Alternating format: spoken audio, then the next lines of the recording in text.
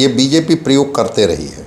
जब वो कमज़ोर होती है, और नीतीश कुमार ने जीती हुई सीटें ले ली थी और 17-17 पर दोनों लड़े थे। नीतीश कुमार के जो वोटर होते हैं वो बड़े साइलेंट वोटर होते हैं, जिसको लेकर के हमेशा विपक्ष मुखर रहती है कि इनको हैमर किया जाए, इनको कमज़ोर किया जाए। कि 100 फास्ट ट्रैक कोर्ट की बात अब की जा रही है बिहार में। भाई 4 महीने में 115 हत्याएं इसी पटना जिले में हुई है, तो 4-5 घंटे में आप पटना पहुंच जाएंगे। और सड़कें इतनी अच्छी हो गई है, गांव में बिजली पहुंच गई है, 50% महिलाओं को जिस तरह से रिजर्वेशन मिला, दूरी बनाई कांग्रेस ने। वो राहुल गांधी जो आते थे, लालू प्रसाद जी के यहाँ जाते थे, मिलते थे, यहाँ तक कि जो इनके प्रभारी अल्लाह बरू भी हैं वो भी बहुत मत्था टेकने नहीं जा रहे हैं। नमस्कार मित्रों, द पॉलिटिकल पंडित में एक बार फिर से आपका बहुत बहुत स्वागत है। आपके साथ मैं हूँ शिव पूजन झा, और आज हमारे साथ स्टूडियो में मौजूद हैं एक बहुत खास मेहमान। आप पॉलिटिकल एनालिस्ट हैं डॉक्टर संजय जी, आपका बहुत बहुत स्वागत करते हैं हम अपने स्टूडियो में। और अब देखिए कि बिहार में चुनाव की सुगबुगाहट बहुत तेज हो गई। आप देख रहे हैं कि नैरेटिव सेट करने की तैयारी हो रही है एक तरफ से, लगभग हर पॉलिटिकल पार्टी की तरफ से। दूसरी तरफ हम देख रहे हैं कि ज़्यादा से ज़्यादा सीटें मिल जाए उसकी भी कवायद हो रही है। और इस बीच हम देखते हैं अपने प्रिय मुख्यमंत्री नीतीश कुमार को जगह जगह जा रहे हैं, इनॉग्रेशन कर रहे हैं, लेकिन पब्लिक स्टेटमेंट बिल्कुल ना के बराबर है। क्या वजह है? लगता है आपको कि हाल के दिनों में जो चर्चा का विषय रहा उनके स्वास्थ्य को लेकर के, या फिर कभी कभी कुछ ऐसे बयान जो सुर्खियां बटोरने लगे, काफ़ी उस पर राजनीति भी उनके बयानों पर हुई, वो कहीं ना कहीं इस ओर इशारा कर रहा था कि is Nitish Kumar now fast losing control. विपक्ष पूरी तरह से हमलावर है नीतीश कुमार को लेकर के, और ये कहा जा रहा है कि वर्तमान सरकार रिमोट कंट्रोल से चल रही है, कुछ अधिकारी हैं वो कर रहे हैं। तो आज के इस इन डेप्थ एनालिसिस में हम आपसे समझना चाहेंगे, हमारे दर्शक आपसे समझना चाहेंगे, तो what future do you see for Nitish Kumar. लेकिन एक एक करके हम सवालों को लेते हैं। पहला सवाल तो आपसे यही करना चाहते हैं कि नीतीश कुमार के हाल के दिनों में जो बार बार ताबड़तोड़ इनॉग्रेशन हो रहा है, पब्लिक स्टेटमेंट्स नहीं दे रहे हैं कहीं पे भी, बीच में कुछ ऐसे उनके वीडियोज़ भी बहुत वायरल हो गए जिससे ऐसा प्रतीत हो रहा था कि क्या ये वही नीतीश कुमार है। आपका पर्सपेक्टिव इस पर क्या है सर? देखिए, कभी कभी चीज़ें पब्लिक डोमेन में बहुत नहीं आ पाती हैं। हाँ, नीतीश कुमार जी के कुछ जो एक्शंस रहे हैं, खास करके पब्लिक डोमेन में, पब्लिक प्लेटफॉर्म में, उसको लेकर के इनके ऊपर कुछ सवाल रहे हैं, इनके स्वास्थ्य को लेकर के।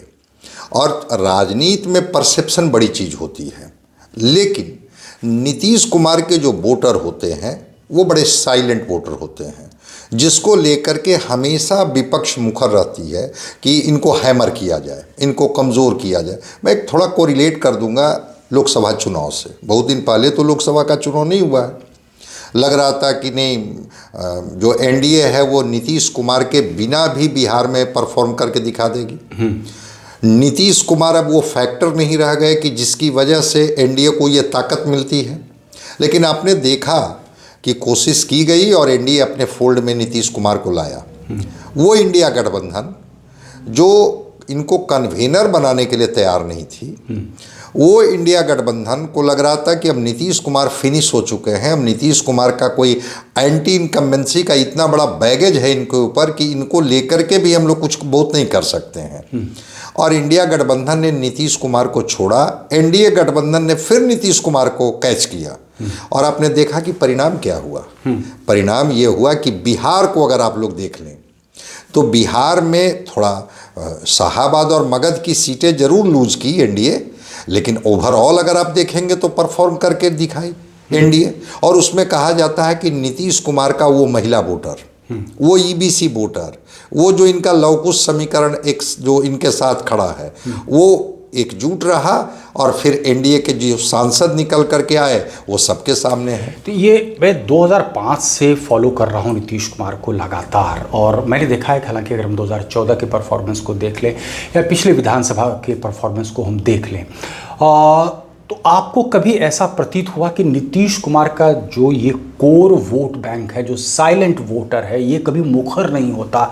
इसमें कभी कोई इरोजन आपने देखा, या अभी जिस बात की चर्चा ये आम हो रही है कि एंटी इनकम्बेंसी फैक्टर है, और उससे भी बड़ा एक टर्म जो अभी हाल के दिनों में खास करके राजनीतिक गलियारे में चर्चा का विषय बना हुआ है, वो है फटीग फैक्टर, कि तकरीबन भाई 19-20 साल नीतीश कुमार का चेहरा देखते देखते कहीं उब गई क्या जनता। आपने कोई इरोजन होते देखा क्या उनके कोर वोट बैंक में? और अगर इरोजन नहीं हुआ है तो इसका मतलब इतना तो साफ है संजय जी कि इनकी प्रासंगिकता बनी रहेगी आने वाले वक्त में, जब तक नीतीश चाहे तब तक प्रासंगिकता बनी रहेगी। देखिए, इरोजन का जो रिफ्लेक्शन होता है वो तो जब चुनाव के परिणाम आते हैं तब दिखता है। नीतीश कुमार के वोट बैंक में इरोजन अगर नहीं होता जिन कारणों से भी, तो ये 43 सीटों पर यह पार्टी नहीं आ जाती जो पिछले विधानसभा का चुनाव हुआ। जो पार्टी जो 15 में जिसकी स्थिति इतनी अच्छी थी, वही पार्टी 20 में बिहार में तीसरे नंबर की पार्टी हो जाती है, 43 सीटों पर ये सिमट जाते हैं। तो ये सच तो है, इरोजन तो हुआ है। रह गई बात की जो इनके कोर वोटर हैं, जिस वोट पर नीतीश कुमार भरोसा करते हैं, या जो गठबंधन में भी एक उदाहरण दिया जाता है कि नीतीश कुमार वो बटखरा हैं जिस पलड़े पर भी वो उधर चले जाते हैं वो पलड़ा भारी हो जाता है। इसको हम लोग कहेंगे तो इसको बैलेंसिंग फैक्टर कहते हैं। बैलेंसिंग फैक्टर की प्रासंगिकता नीतीश कुमार की इस चुनाव में भी रहेगी, चाहे इनके स्वास्थ्य कारणों का जितना हवाला दे दिया जाए। चूंकि कुछ काम जो इन्होंने किया है, ठीक, बदलाव के तो बाहर रहे भी, नीतीश कुमार इस सच्चाई को कौन नहीं स्वीकार करेगा। पटना का ही पूरा स्वरूप, और पटना का पूरा स्वरूप बदल गया। ठीक, चुनाव के पहले मेट्रो भी शुरू हो जाएगी। हाँ बिल्कुल।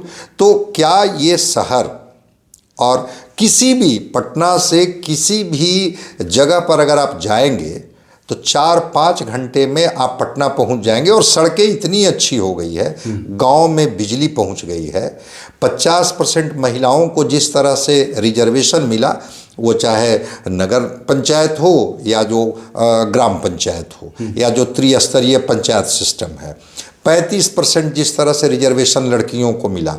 महिलाएं आज भी नीतीश कुमार के साथ इंटैक्ट हैं। शराबबंदी का फैसला, कोई व्यक्ति जो राजनीति करता है सामाजिक सुधार में बहुत दिलचस्पी नहीं लेता है, बिल्कुल इन्होंने साहस किया। ठीक है, राजस्व का जितना घाटा हमको हो जाए हम शराबबंदी लागू करेंगे। ठीक है, हम उसके निगेटिव पार्ट्स पर भी बात करेंगे, उसकी पैरेलल इकोनॉमी पर बात करेंगे, उसमें स्मगलिंग की बात करेंगे, वो हम जितना कर लें। हाँ। साहस तो किया नीतीश कुमार ने, बिल्कुल। और अडिग हैं, फर्म हैं कि जितने भी तरह के आरोप इन पर लगा दिए गए, कोर्ट के भी जो ऑब्जर्वेशंस, हाँ कोर्ट के भी जो ऑब्जर्वेशंस हों, भाई वही सुप्रीम कोर्ट के न्यायाधीश आंध्र प्रदेश में जो लॉ के बच्चों को एड्रेस करते हुए उन्होंने कहा था, कमेंट दिया था कि कभी कभी सरकार के दूरदर्शी फैसले किस तरह से वो हम लोगों को, न्यायालयों को उसका दबाव भुगतना पड़ता है, उसमें एग्जाम्पल उन्होंने पुट किया था। हाँ, जब इतने केसेस पाइल अप हो गए, 3 लाख से ज़्यादा केसेस बिल्कुल पेंडिंग है। हाँ। खैर वो तो चर्चा का एक विषय है, लेकिन एक चीज़ तो है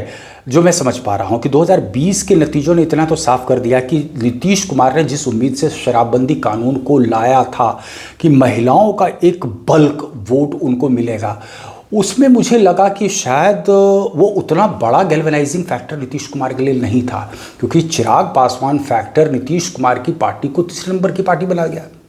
हाँ जी बिल्कुल, इसको 2 एंगल से देखा जा सकता है। चिराग पासवान के उम्मीदवार कौन थे? अगर 135 सीटों पर चिराग पासवान ने अपने उम्मीदवार उतारे तो जरा एक बार उसको हम लोग देख लें माइक्रो तरीके से कि उनके उम्मीदवार कौन थे। वही भाजपा के बागी लोग जिनको टिकट से वंचित किया गया था और चिराग पासवान की पार्टी ने कहा कि आप उम्मीदवार बन जाइए, जिनकी अपनी क्षमता थी 10-20 हज़ार वोट लाने की।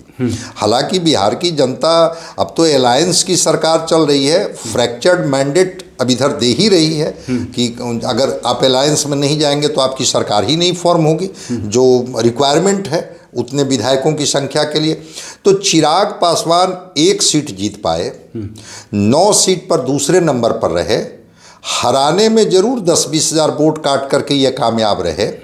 लेकिन नीतीश कुमार का जो महिलाओं का जो वोट बैंक था, या जो ईबीसी जो 36% का जो वोट बैंक था, उसको चिराग भी बहुत फ्रैक्चर्ड नहीं कर पाए। ओके, सीटें घटी, लेकिन अगर वोट का प्रतिशत को अगर आप देखेंगे तो वोट के प्रतिशत में बहुत गिरावट नहीं हुई। तो नीतीश कुमार का वो जो प्रभाव महिलाओं पर है, ईबीसी पर है, और आज भी लवकुश समाज के बड़े नायक हैं नीतीश कुमार। बिल्कुल। स्वास्थ्य कारणों का एक लाभ भी नीतीश कुमार को मिल रहा है। हाँ। इनके डिसीजन सिंपैथी फैक्टर भी जाता है जी, सिंपैथी फैक्टर भी जा रहा है। और अब कहीं और आरोप लगा दिया जाता है, नहीं ये निर्णय मुख्यमंत्री का नहीं है, ये निर्णय तो कहीं और से करा लिया जाता है। नीतीश कुमार तो इस तरह के निर्णय ले ही नहीं सकते हैं, इसके भी फायदे नीतीश कुमार को मिल जाता है। दो चीज़ें यहाँ पर जो है वो थोड़ा सा कॉन्ट्राडिक्टरी हमारे लिए हो रहा है। जो राजनीतिक हालात में दोनों चीज़ें उभर करके सामने आ रही हैं। एक तो ये सिंपैथी फैक्टर जिस पर हम चर्चा कर चुके, और दूसरा है फटीग फैक्टर। दोनों में से कौन सा हावी होता हुआ दिख रहा है आपको? देखिए, अंततः वोटर जो है उसको अगर रियलाइजेशन होता है, जो बार बार याद दिलाने की कोशिश भी हो रही है भाजपा के, जितने भी मैं देख रहा हूँ कि वो ऑडियो विजुअल्स रिलीज़ हो रहे हैं, वो जंगल राज की याद दिलाने की कोशिश कर रहे हैं। नीतीश कुमार भी बार बार उस चीज़ का जिक्र करते हैं। अंत में क्या लगता है, जो मैंने देखा है कई चुनाव में होता यही है कि रुझान फिर वोटर्स का ऑल ऑफ ए सडन क्या होता है, वो गोलबंद होते हैं और फिर वो रिवर्स पोलराइजेशन की स्थिति उत्पन्न करता है। अरे बिल्कुल, आपने जो फैटिक फैक्टर की बात की, एज को लेकर के भी सवाल उठाए जाते हैं। मैं आपको बता देता हूं, कई राज्य के मुख्यमंत्री हैं जो उम्र में नीतीश कुमार से बड़े हैं। अभी आप केरला के मुख्यमंत्री को देख लीजिए, उनकी उम्र क्या है। उम्र से व्यक्ति का निर्धारण नहीं होता है, निर्धारण होता है उनके विजन से और उनके निर्णय लेने की क्षमता से। अगर लोगों को लगेगा कि नीतीश कुमार अब निर्णय लेने की स्थिति में नहीं है, उस स्थिति में निश्चित रूप से इसके घाटे इनको होंगे। भाई, आप सत्ता में रहे हैं, सवाल तो आपसे होंगे। वो सवाल पलायन का सवाल होगा आपसे। जो हायर एजुकेशन से लेकर के और क्वालिटी एजुकेशन पर सवाल है, वो सवाल नीतीश कुमार से होंगे। स्वास्थ्य का सवाल होगा, इंडस्ट्रियलाइजेशन का सवाल होगा। आप सोचिए तो आज़ादी जब मिली थी बिहार को, तो उस समय इंडस्ट्रियलाइजेशन कितना था, और आज इंडस्ट्रियलाइजेशन घट के 1.3% हो गया। ये सवाल होंगे, सवाल होंगे नीतीश कुमार से। लेकिन इसलिए कि अब उम्र के इस पड़ाव पर चले गए हैं, इसलिए नीतीश कुमार को अब हम नहीं चुनेंगे। मैं समझता हूं कि इससे ज़्यादा इनके जो निर्णय, इनकी जो नीतियां हैं, जैसे अभी आपने कहा ना कि जिस तेजी से ये उद्घाटन कर रहे हैं, जो बदलाव दिख रहा है, तो कभी कभी क्या होता है कि व्यक्ति कैमरे के सामने आकर के कुछ नहीं बोलते हैं, साइलेंटली वो वर्क करते रहते हैं। तो जब लोग सड़क पर निकलते हैं, जब लोग एयरपोर्ट से निकलते हैं, जब बिहार के जिलों की तस्वीर बदली हुई दिखती है लोगों की, तो उनके जेहन में नीतीश कुमार आ जाते हैं। वहाँ पर action speaks louder than words. Exactly, action speaks louder than words. वो वहाँ पर नीतीश कुमार उनको हैमर कर देते हैं। सर, वहीं पर मुझे लगता है कि एक कंपैरेटिव एनालिसिस तो ज़रूर करेंगे लोग। आज गाँव की सड़कों की स्थिति देख लें, गाँव में बिजली की स्थिति कर लें, और वहीं अगर तेजस्वी यादव जिस तरीके से कैंपेन मोड में अभी गए हैं, या एकला चलो की राह पर कहीं कहीं पर प्रतीत होता है कि राहुल गांधी आए, इतनी बार दौरा कर लिया बिहार का, लेकिन मिलने के लिए नहीं गए लालू प्रसाद यादव से, या कांग्रेस के अंदर में ही पूरा का पूरा लीडरशिप का चेंज कर देना, शायद इस मकसद से कि जो लालू के करीबी हैं उनको दरकिनार करो और अपने आदमी को यहाँ पर लाओ। लेकिन while the Congress is trying to send aloud the message कि अपने पैर पर अब खड़ा होना चाहती है, बैसाखी का सहारा नहीं लेगी, वहीं पर ऐसा फिर क्यों प्रतीत होने लगता है कि भाई ये तो सिर्फ एक पोस्चरिंग था, कि कम से कम 70 सीटें तो दे देना, और गिरा भी देते हो तो 50 हो जाए। नहीं, मैं इसको पोस्चरिंग नहीं मानता हूँ। वो 70 सीट की बात तो होगी। कांग्रेस चूँकि इस राज्य में लंबे दिनों तक सत्ता में रही है, स्वाभाविक है कि जब से वो आरजेडी के साथ अलायंस में गई, तो बैसाखी ही उसको कहा जाएगा। लेकिन इस बार कांग्रेस इस मूड में जरूर है कि मेरे पास खोने के लिए क्या है। अगर हम बहुत अच्छा परफॉर्म नहीं भी किए, तो मेरे पास तो खोने के लिए 19 सीट से तो कम हम नहीं लाएंगे। तो कांग्रेस इस तरीके से भी सोच रही है, और अगर आरजेडी उनको अंडर एस्टिमेट करके चल रही है, तो इसीलिए आपने देखा होगा कि कांग्रेस दलित जो जगलाल चौधरी की जयंती में राहुल गांधी दिल्ली से आते हैं, दशरथ मांझी के गांव जाते हैं, ईबीसी वोटर को साधने की बात करते हैं, ओबीसी वोटर को साधने की बात करते हैं, माइनॉरिटी कम्युनिटी के वोटर को साधने की करते हैं। स्टेट की लीडरशिप भी किसको दे रहे हैं? जी, स्टेट का प्रेसिडेंटशिप आपने देखा कि किस तरह से उन्होंने दिया। वो अपनी जमीन को उर्वर करना चाहते हैं, जो मैं समझ पा रहा हूँ। कांग्रेस, ठीक है, सीटें उनको 70 मिलेगी कि सीटें 50 मिलेगी, वो बात की चीज़ है। लेकिन एक चीज़ आपने देखा होगा कि दूरी बनाई कांग्रेस ने, वो राहुल गांधी जो आते थे, लालू प्रसाद जी के यहाँ जाते थे, मिलते थे, आपने कभी नहीं देखा होगा कि कोई मंच शेयर किया जा रहा है। बिल्कुल नहीं। यहाँ तक कि जो इनके प्रभारी अल्लाह बरू भी हैं, वो भी बहुत मत्था टेकने नहीं जा रहे हैं। दूसरी चीज़, अगर अलायंस के प्रोस्पेक्ट में अगर हम लोग चीज़ों को देखें तो आपने देखा होगा कि इंडिया अलायंस कोई एक प्लेटफॉर्म पर खड़ा होकर के सारे नेता अभी तक कुछ नहीं बोल पा रहे हैं। अलग अलग सबका बयान है और बड़ा संतुलित सधा हुआ बयान, नहीं हम लोग सीट शेयर में कहीं कोई प्रॉब्लम नहीं होगा, उस फॉर्मूले को दूर कर लेंगे। तेजस्वी को के नाम को अभी भी सहमति नहीं दिख रही है। नहीं, स्वाभाविक है। अब लेफ्ट की पार्टियां कह रही है कि हम 40 से कम पर नहीं लड़ेंगे। आज ही जेएमएम ने कह दिया, झारखंड मुक्ति मोर्चा ने कहा कि भाई अगर लगता है कि हम आपके अलायंस के लायक नहीं हैं तो झारखंड में भी आप अलायंस में सोच लीजिए कि रहिएगा कि नहीं रहिएगा, और बिहार में हम तय कर लेंगे कि हमको कितनी सीटों पर लड़नी है। कांग्रेस 70 की बात कर ही रही है।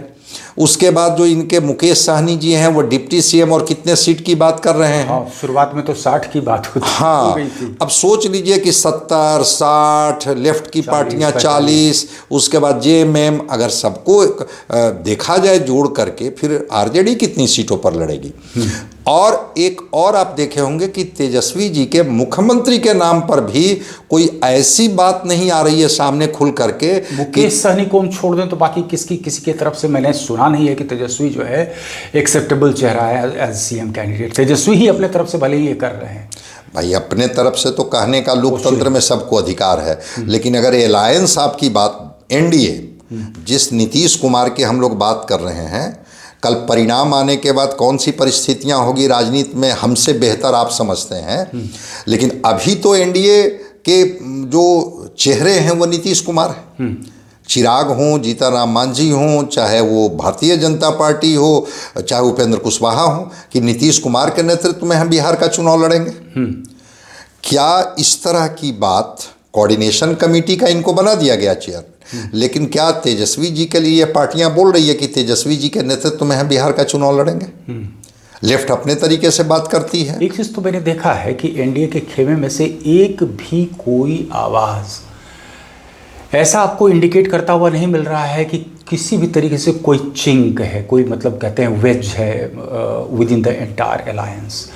और इधर से वॉइसेस ऑफ डिफरेंस वो अपेरेंट होता है महागठबंधन में। एक लेकिन विषय और भी मैं चर्चा करना चाह रहा था कि चूँकि नीतीश कुमार का जिक्र हो रहा है, और हम भाजपा का जिक्र कर लें या पूरे जदयू का जिक्र कर लें, लगातार हम देख रहे हैं कि जो नैरेटिव सेट करने की कोशिश हो रही है वो यही हो रही है कि नीतीश का कालखंड, नीतीश का कार्यकाल वर्सेस 2005 के पहले का क्या था, यानी कि लालू एरा, वो 15 साल का ये था। आपको लग रहा है इस नैरेटिव में जाहिर तौर पर Nitish has got a much upper hand? सवाल इतना सरल मैं नहीं रखूँगा, थोड़ा सा चूँकि जो आपकी एनालिसिस होती है मैं थोड़ा सा चाहूँगा कि डीप डाइविंग इस विषय पर हो जाए कि now having ruled the state for almost 20 years, you think that Nitish still needs to fall back upon that so called jungle raj era just to project himself? नहीं, हम लोगों को एक चीज़ों को तो समझनी होगी, और उसके आप भी गवाह रहे हैं। नरसंहारों का बूचड़ खाना तो बना हुआ था 116 के आसपास जी, और जिस तरह से मैस्कर होते थे, वो मैस्कर में नंबर ऑफ मर्डर्स जो होते थे उसकी संख्या दहाई में होती थी, 10 से ऊपर, 20, 30, 40, 50। क्या नीतीश कुमार के कालखंड में आप बता दीजिए। आप तो उस इलाके से ही आते हैं जहाँ पर कि हाँ, हम तो उसके भुक्तभोगी रहे हैं, उस कालखंड को देखा है, उस बूचड़ खाने को मैंने देखा है कि इंसान का ये शव है या ये क्या है भाई, ये इंसान के वेश में कौन से राक्षस हैं जिसको सरकार ने इजाज़त दे दी है और वो इस तरह का मचाए हुए हैं आतंक। तो वो दृश्य तो है। 30 ऑर्गेनाइज्ड गैंग हुआ करते थे, ऑर्गेनाइज्ड गैंग की मैं बात कर रहा हूँ, अभी तो कोई ऑर्गेनाइज्ड गैंग नहीं है। तो मैसेकर रुका, ऑर्गेनाइज्ड गैंग नहीं है। किडनैपिंग की घटनाएं वैसी नहीं होती है कि बच्चा स्कूल जाने के लिए बस स्टॉप पर खड़ा है और किडनैपर ने उसको उठा लिया। नीतीश कुमार ने इसको चेक एंड बैलेंस तो किया है, इस सच्चाई को स्वीकार करना होगा। दौर पे तो संजय जी चर्चा तो ये भी, और भाई अपने साले साहब के तरफ से भी इस तरह की बातें आ गई थी कि भाई जो है वो बार्गेनिंग सीएम हाउस तक में हो रहा था।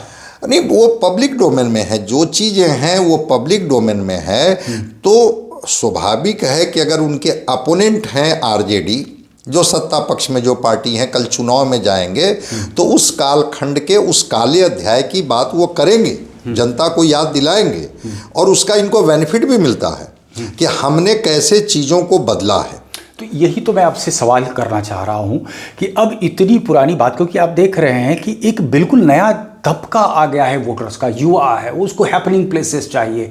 आप कब तक वही पुरानी डफली कब तक बजाते रहेंगे, पुराना राग? नहीं, बिल्कुल सही बात है। नहीं, वो पुरानी डफली से भी ज़्यादा अब लोग ये कह रहे हैं कि ठीक है, उन्होंने कुछ गलती की, उन्होंने गवर्नेंस को ठीक से नहीं ये किया, उसी का तो परिणाम हुआ कि आपको सत्ता मिली और आपको बार बार सत्ता मिली।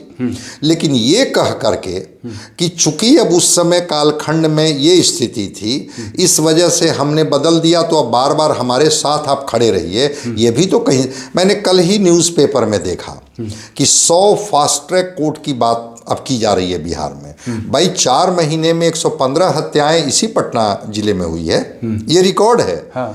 जिस तरह से, अच्छा, कभी कभी क्राइम की पिकुलरिटी, जिस तरह से रेप, अपहरण, बलात्कार की घटनाएं हो रही हैं, इसको लेकर के भी सरकार से सवाल है। और मैं जब भी क्राइम की बात हो रही थी इधर, तो मैं लगातार बोल रहा था क्या हुआ, स्पीडी ट्रायल का क्या हुआ भाई, फास्ट ट्रैक कोर्ट क्यों बंद हो गए, 2011 के बाद फास्ट ट्रैक कोर्ट क्यों फंक्शनल नहीं रहा। सरकार को तब फास्ट ट्रैक कोर्ट की याद आई जब चुनाव में आपको जाना है।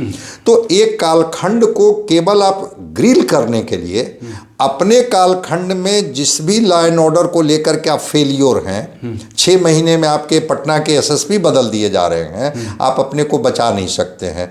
तो बिल्कुल जो आज की पीढ़ी है, मान लिया जाए कि जो बच्चा 2005 में पैदा लिया, अगर 25 में वो वोट करने जाएगा बूथ पर, उसकी उम्र तो 20 साल है ना, वो तो उस कालखंड की कहानियां सुनेगा। लेकिन आपकी सच्चाई को वो देख करके जा रहा है। जिसकी उम्मीदें हैं, उम्मीद क्या है, उम्मीद है अच्छे शिक्षण संस्थान, उम्मीद है रोजगार, उम्मीद है पलायन पर प्रतिबंध है, उम्मीद है उसको एक बेहतर वातावरण।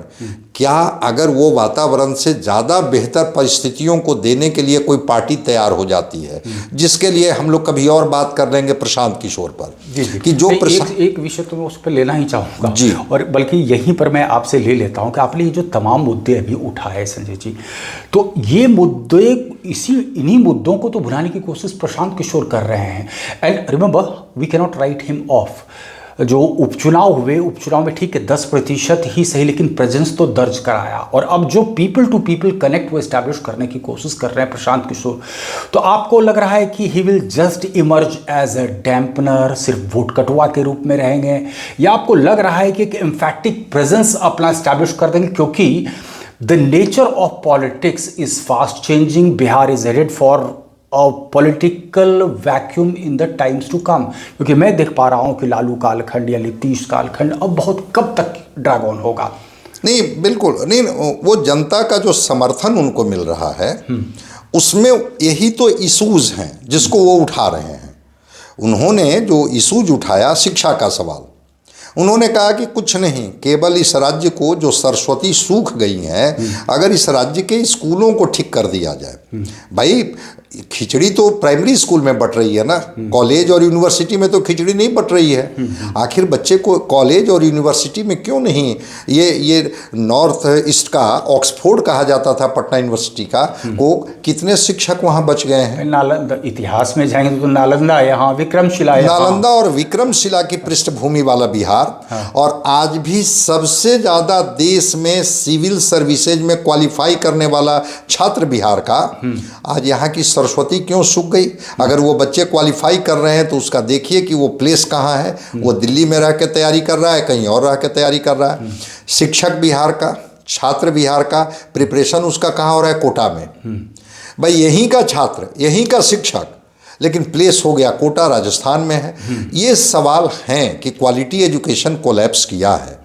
अगर स्कूल हैं, भवन अच्छे बने हैं, नीतीश कुमार ने बनाया है, लेकिन वहाँ पर क्वालिटी वाइज टीचर इन्होंने नहीं रखा है, चेक एंड बैलेंस उसको नहीं किया है। ये सवाल लोगों के मन में है कि अगर क्वालिटी एजुकेशन, मैं बता रहा हूँ कि आज़ादी के बाद बिहार का जो इंडस्ट्रियल ग्रोथ था 6.3 था, और घटते घटते 1.3% पर आ गया। बताइए, माइनस में है जो एजुकेशन का ही जैसे आप जिक्र कर रहे हैं, तो इसी बिहार से तो वो चौंका देने वाली तस्वीरें थी ना कि 3 माले तक अभिभावक पहुंच करके बच्चे को पर्ची पहुंचा रहे हैं। बिल्कुल बिल्कुल। यही बिहार की लगातार कहानी आती है कि परीक्षा का पेपर लीक हो गया, जी बिल्कुल, जांच हो रही है और जांच होती ही चली जा रही है, लेकिन इसके बावजूद परीक्षा पे जो है क्वेश्चन पेपर लीक कभी बंद नहीं हो रहा है।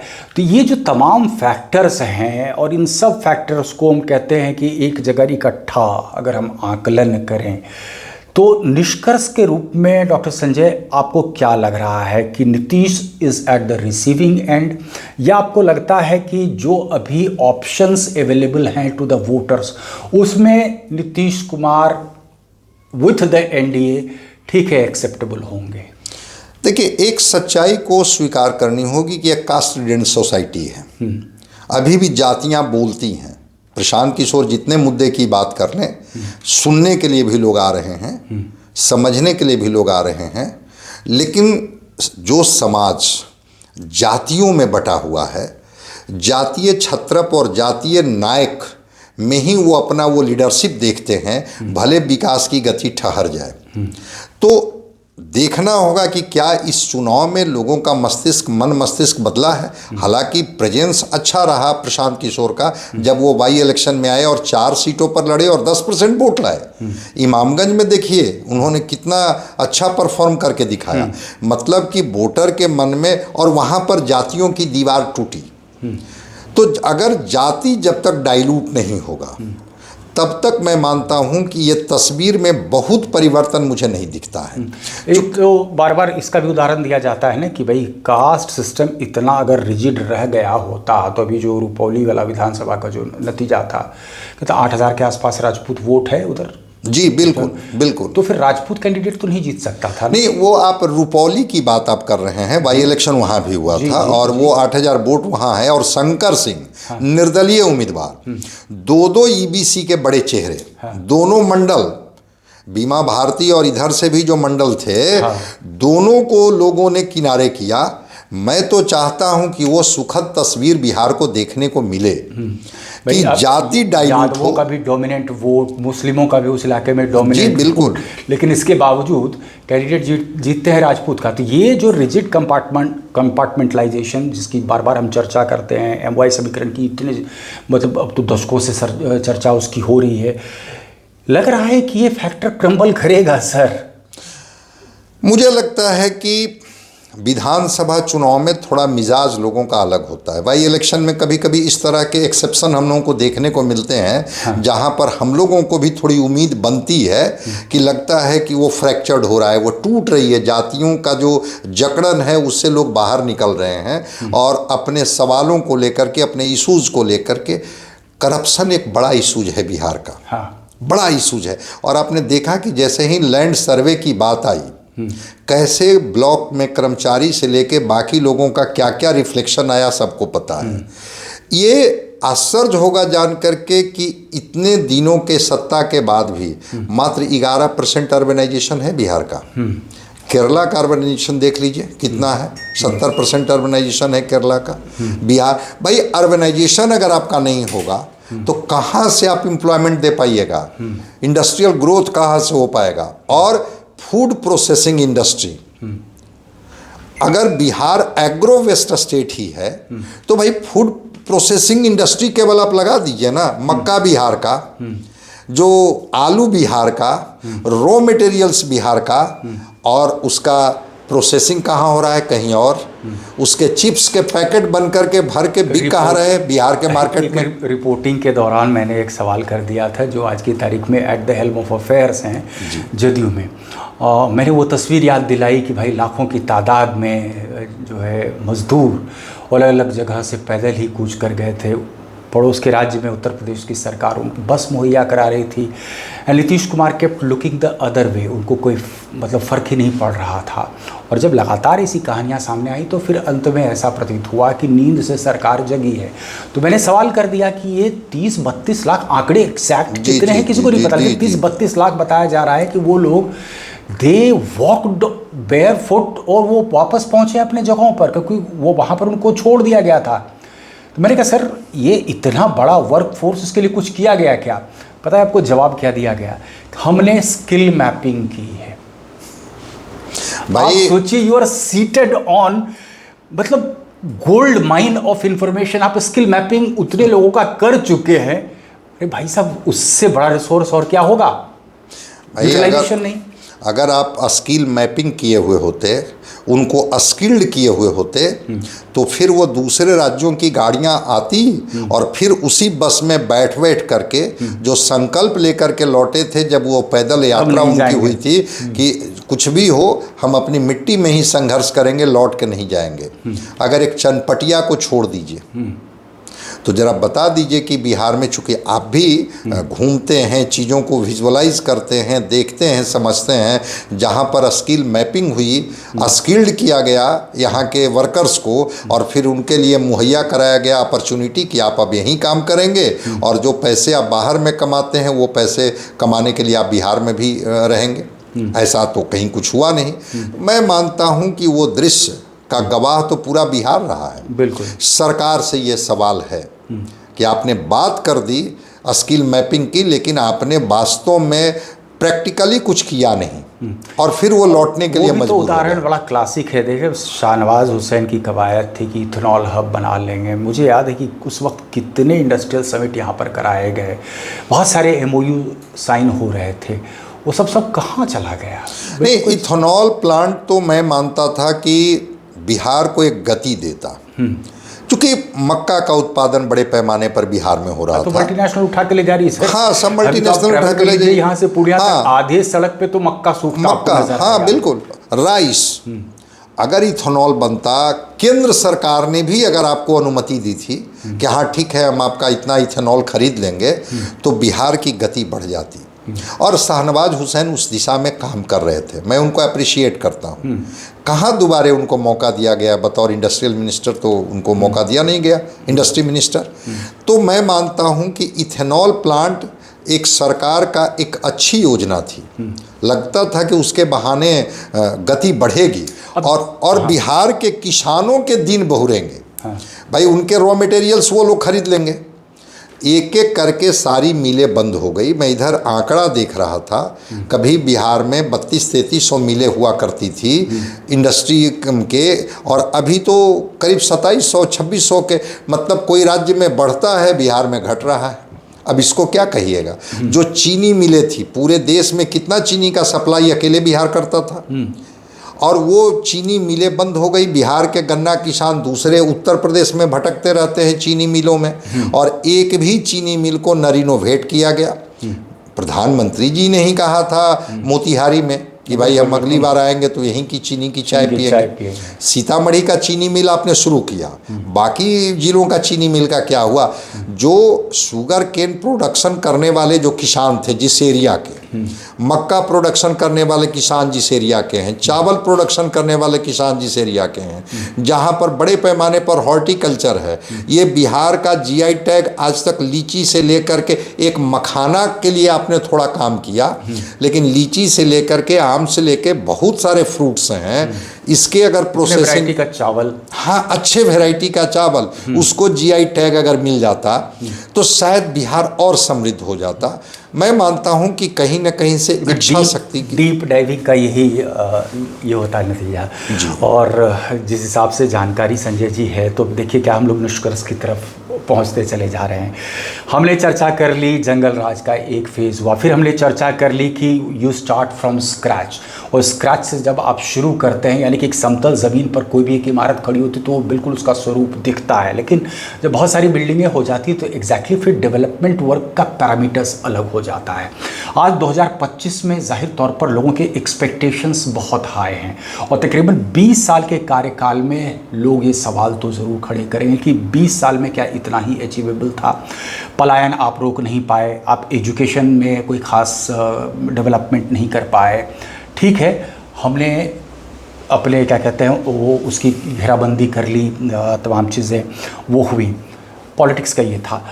अब एक चीज़ मैं और बता दूंगा, बिहार की तुलना बिहार से ही क्यों की जाती है?